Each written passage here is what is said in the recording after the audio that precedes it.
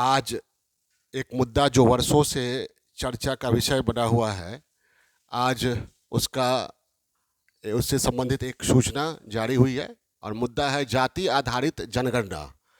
जाति आधारित जनगणना के आंकड़ों को जारी कर दिया गया है। आज 2 अक्टूबर 2023 को प्रभारी मुख्य सचिव, बिहार के प्रभारी मुख्य सचिव विवेक सिंह द्वारा एक किताब जारी किया गया है। आप सभी लोग जानते हैं, बिहार में जाति आधारित जनगणना एक मुद्दा बना हुआ था। हाई कोर्ट से सुप्रीम कोर्ट तक की दौड़ चली थी। अंततः जाति आधारित जनगणना को अनुमति दी गई न्यायपालिका के द्वारा और जनगणना का कार्य 2 चरणों में संपन्न हुआ था। आज आंकड़ा जारी कर दिया गया है। कब जारी किया गया है? 2 अक्टूबर 2023 को। किसने जारी किया है? तो बिहार के प्रभारी मुख्य सचिव हैं विवेक सिंह। उन्होंने एक किताब जारी किया है आंकड़ों से संबंधित। उन्हीं किताबों के आधार पर जो सूचनाएं अभी समाचार पत्रों में या मीडिया में है, उन्हीं सूचनाओं को लेकर हम आपके समक्ष आए हैं। ये एक गौरतलब बिंदु है कि जाति आधारित गणना तो पहले भी हुए थे, संभवतः कर्नाटक में, लेकिन आंकड़ा जारी नहीं किया गया था। ये बिहार पहला राज्य है जिसने जाति आधारित जनगणना संपन्न भी करवाया और जाति आधारित जनगणना संबंधित आंकड़ों को प्रकाशित भी किया है। तो आंकड़ों को प्रकाशित करने के दृष्टिकोण से बिहार पहला राज्य है। इस जनगणना संबंधी जाति आधारित जनगणना जो संपन्न हुआ है, कास्ट बेस्ड सर्वे नाम दिया बिहार सरकार ने। उसके तहत बिहार की जनसंख्या 13,25,310 हो चुकी है। कितना? 13,07,25,310, जिसमें परिवारों की संख्या है 2,83,44,160। पुरुष हैं 6,41,31,990। स्त्री हैं 6,11,38,460 महिलाएं। और जाति आधारित जनगणना के आंकड़ों में ही एक आंकड़ा आया है कि 1,000 पुरुष पर 933 महिलाएं हैं बिहार में। बिहार से बाहर रहने वाले बिहारियों की संख्या भी इसमें बताई गई है, 53,72,022।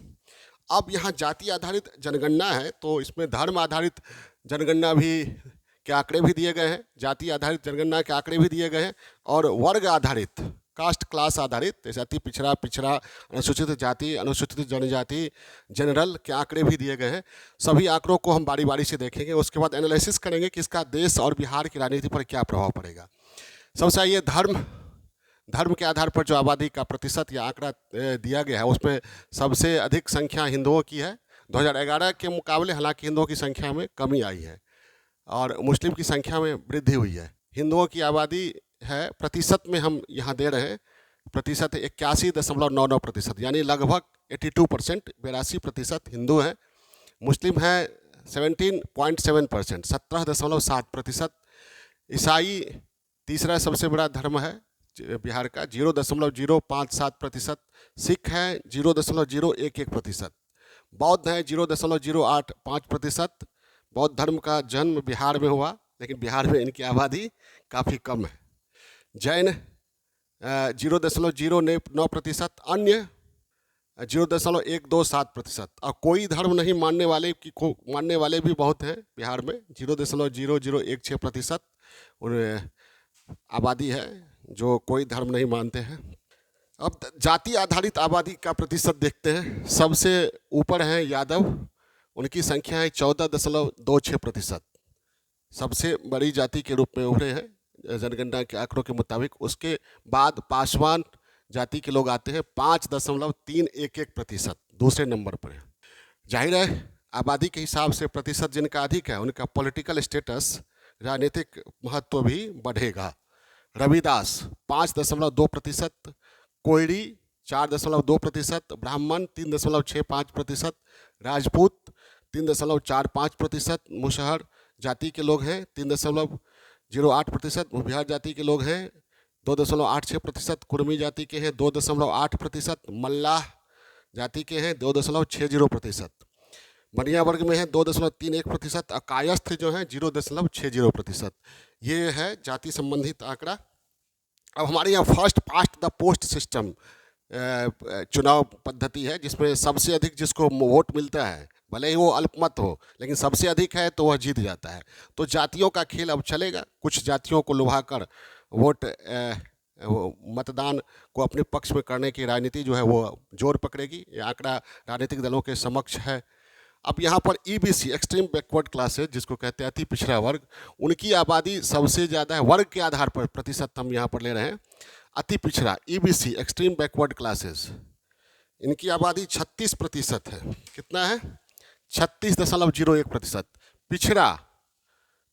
पिछड़ों की आबादी 27.12% है। अनुसूचित जाति शेड्यूल कास्ट 19.65%। Schedule tribe 1.06%। यानी शेड्यूल ट्राइब जो है बहुत ही कम संख्या में, झारखंड के बनने के बाद शेड्यूल ट्राइब की आबादी बहुत कम रह गई बिहार में। सामान्य वर्ग के लोग हैं 15.52% हैं। यानी सबसे अधिक आबादी जो है कास्ट क्लास के आधार पर देखा जाए तो अति पिछड़ों की आबादी है 36.01%। उसके बाद पिछड़े हैं। तो अति पिछड़ा और पिछड़ा दोनों को मिला दिया जाए तो पिछड़ों की आबादी लगभग 63% से अधिक हो जाती है। अब यहीं पर आरक्षण का खेल चलेगा। आरक्षण दिया जा रहा है अभी प्रभाव क्या पड़ेगा? तो सबसे पहले आरक्षण की राजनीति जोर पकड़ेगी, क्योंकि अति पिछड़ा को अभी 18% बिहार में आरक्षण है, पिछड़ा को 12%, यानी दोनों को मिला दिया जाए तो 63% की आबादी अति पिछड़ा और पिछड़ा की, उनको आरक्षण में 30% आरक्षण दिया जा रहा है।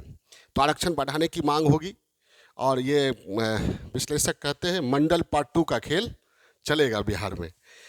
तो ये आरक्षण बढ़ाने की मांग बढ़ेगी और जाति आधारित राजनीति का दौर फिर से शुरू होगा।